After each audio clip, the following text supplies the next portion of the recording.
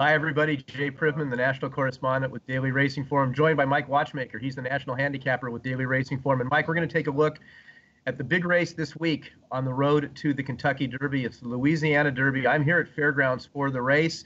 It's the first race in the final round of Derby preps that offers 100 points to the winner and 40 for second. We've got a number of horses on our Derby Watch Top 20 that are in this race, beginning with the top two finishers from the prep for this race, the Risen Star, that being Ravazzo and Snapper Sinclair. What do you think of these two horses, both how they ran last time and your expectations for Saturday? Well, I thought they both ran okay last time. They were only a nose apart in the Risen Star. It wasn't one of the strongest preps we've seen all year, but I mean, it was an okay race. I think what's really interesting is that they both have jockey changes coming into this race. I mean, Bravazzo was ridden by Miguel Main in the Risen Star. He got hurt. He's now going to be ridden by Gary Stevens.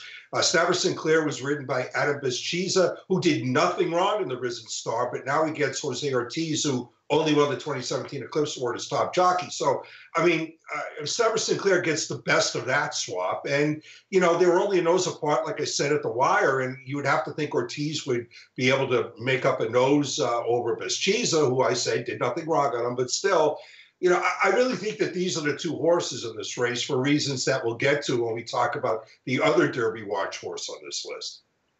Mike, I thought those two that we just talked about in the Risen Star really benefited from a soft pace. There was really no changing of positions through most of the race. We'll see if the pace shapes up a little bit differently if we learn a little bit more about these horses in the Louisiana Derby. Now, as you alluded to, there's another horse from our Derby Watch Top 20 in this race, and that's My Boy Jack, who comes off a win at Oaklawn Park in his last start. He comes over now to Fairgrounds, to the Louisiana Derby. What are your expectations for My Boy Jack? Well, if he wins, it'll be a surprise to me. I mean, in terms of like betting horses, he's just the kind of horse you're supposed to bet against, especially at a short price. And the reason why I say that is twofold.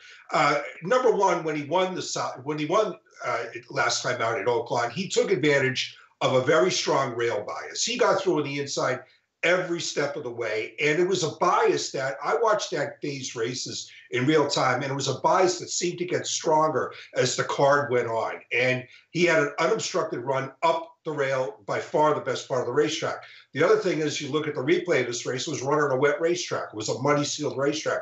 He's not going to get that kind of footing on Saturday. The weather forecast is bone dry for New Orleans, and you're there, Jay. You can confirm that. And he's going to run on a fast track. And My Boy Jack is running a fast track twice before, and neither one of those races are particularly good.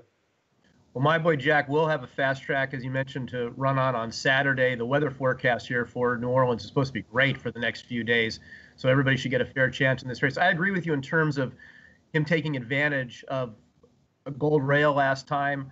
The off-track probably helped him as well. The thing that I think is in his advantage here, Mike, is that I don't know that the Louisiana Derby field came up quite as strong as we've seen in some past editions of this race.